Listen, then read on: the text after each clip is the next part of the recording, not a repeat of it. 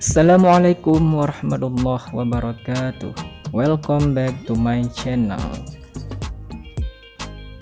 Sahabat, jadi tepatnya hari ini saya lagi berada di Masjid Baitur Rahim Meraksa, Banda Aceh. Masjid bersejarah ini yaitu salah satu masjid peninggalan Sultan Aceh pada abad ke-17. Masjid Baitur Rahim ini dulunya bernama Masjid Jami' Ulele. Pada tahun 1873,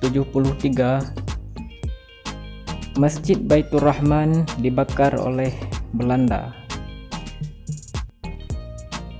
Karena kejadian tersebut, jamaah terpaksa sholat Jumat di Masjid Jami' ini, dan sejak saat itu Masjid Jami' berubah nama menjadi Masjid Baitur Rahim. Masjid Baitur Rahim salah satu masjid yang selamat pasca tsunami Aceh tahun 2004 silam. Selain Masjid Baitur Rahim ini, Masjid Baitur Rahman dan Masjid Lempu'u juga selamat waktu tsunami Aceh tahun 2004 silam.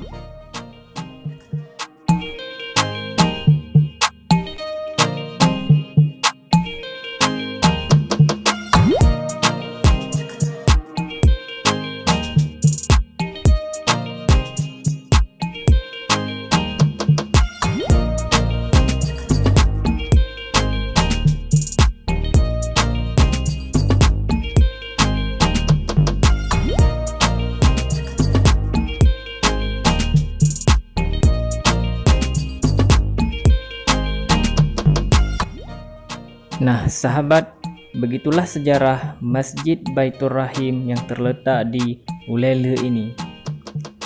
Jangan lupa like, comment, share, dan subscribe channel ini. Sampai jumpa, salam anu nanggro.